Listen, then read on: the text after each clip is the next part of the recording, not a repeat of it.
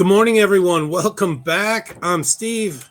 And I'm Scott. Together, we're Backyard Musings in the Backyard, Apple Valley, California.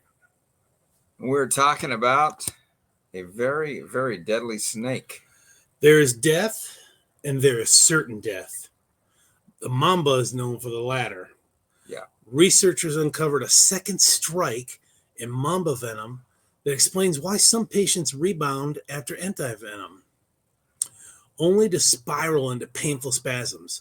Several mamba species first shut muscles down, so there's different species. Mm-hmm. They first shut the muscles down, then hit a different part of the nervous system that triggers uncontrolled contractions once treatment removes the first effect. So I've seen like on Nat Geo, where they're showing the lions, right? And a lion gets bitten, it's like convulsing crazy. Yeah, going into it's shutting down. Its body's shutting down. Yeah. Crazy. The lab work was completed in collaboration with Monash Venom Group. This research was published in Toxins on September 25th, 2025. Would you like to know more? So I wonder why this particular snake, or this species of snake, multi-species of snake, was only put on the earth in like the African countries, right? Africa and where else? Sub-Saharan. Yeah. But there's Australia has one that's just as venomous, just as deadly. How weird. So maybe that kind of goes with the premise that those land masses were connected at one time. Maybe. Because I mean, why do we not have that? We have, I think I was trying to think, what's the most venomous snake we have here? We have the rattlesnake. There's many species of that. And then we have cottonmouth from down in the southern parts of the country. But they're not certain death. Yeah, I guess not, depending on your situation. So, but anyway, it's just kind of weird. So just the way my simple mind thinks, I guess. A breakthrough study at the University of Queensland, and I'm going to assume that's in Down Under, right? Has discovered a hidden dangerous feature in the Black Mamba, one of the most venomous snakes in the world.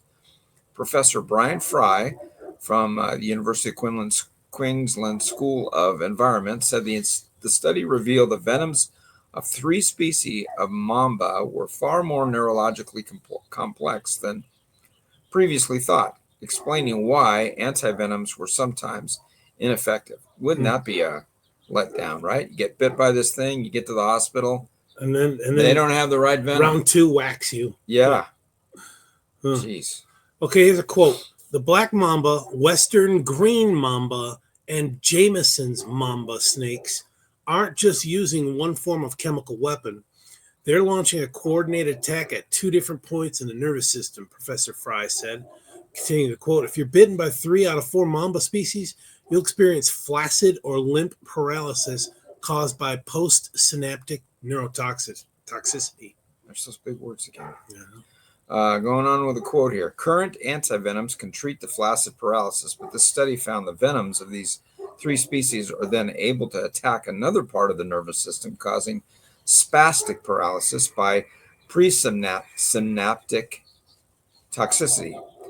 Quote, we previously thought the 4th species of mamba, the eastern green mamba, and we talked about the western green, right, before that, was the only one capable of causing spastic paralysis.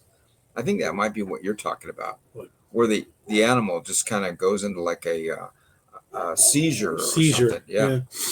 Quote, this finding resolves a long-standing clinical mystery of why some patients bitten by mambas seem to initially improve with antivenom and regain muscle tone and movement, only to start having painful, uncontrolled spasms. Quote again, the venom first blocks nerve signals from reaching the muscles, but after the antivenom is administered, it then overstimulates the muscles. Quote, it's like, is there 2 quotes? It is quote. It's the same quote, right? A quote. Yeah, that's weird. It's like treating one disease and then suddenly revealing another one. Yeah. Are these snakes aggressive? I mean, like rattlesnakes, they're not normally aggressive. So if you leave them alone, they'll leave you alone. Yeah, I think mambas are the same. I've seen mongooses fight mambas and kill them, get a meal. Oh, so they don't just They just tire them out. They don't just feed the cobra, or Right. fight the cobra. They like all snakes. They don't differ. And yeah, they just tire them out, spinning around. Once they get tired and the head starts to go down, boom, that Whack. mongoose. Yeah, they're fast. Mamba, Dendrospis species, Dendrospis. Sure. Snake bites are a significant threat in sub-Saharan Africa. The Hodge twins, they talk about sub-Saharan Africa, accounting for 30,000 deaths annually. PhD candidate Lee Jones, who conducted experimental work on the mamba venoms, said the research proved new antivenoms were critical to saving lives. Quote again, we set out to understand different venom potencies between mamba species.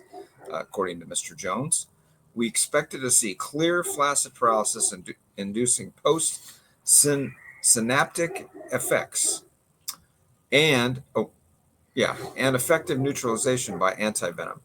What we were not expecting to find was the antivenom unmasking the other half of the venom effects on the synaptic receptors. We also found the venom function of the mambas was different depending on their geographic location, particularly within the populations of the Black Mamba from Kenya and South Africa. Huh. This further complicates treatment strategies across regions because the antivenoms are not developed to counteract the intricacies of different venoms. That's crazy. Venoms are different. That's not very promising, man. Just stay away from these things. Don't get bit. Right? And the mamba's not black. It's kind of grayish, whitish. Its mouth is black. So that's why it's called the Black Mamba. Oh, yeah, okay. Professor Fry said specialized venoms could be developed following this study to increase efficacy rates. This isn't just an academic curiosity. It's a direct call to clinicians and antivenom manufacturers, Professor Fry said. By identifying the limitations of current antivenoms and understanding the full range of venom activity, we can directly inform evidence-based snakebite care. This kind of translational venom research can help doctors make better decisions in real time and ultimately save lives. Okay, the moral of this story is leave snakes alone. Yeah, leave all snakes alone. Yeah. They crawl on their belly for a reason. Right. I mean, we have some friendly snakes here, right? Like gopher snakes, yeah. Bull snake will go after, take care of rattlesnakes. Garter snake. Those are good for, getting rid of rodents. But the rattlesnake, yeah, just leave it alone. And the mamba too. Don't tread on me, right? And the brown snake of Australia. Yeah, don't tread on me. And the cottonmouth. The cottonmouth. Just leave them alone. If they've got a triangular head, leave them alone. Yeah. They're venomous. Yeah. Okay. Thanks, folks. Thanks for joining us. See you in the afternoon. Take care, everyone. Thanks.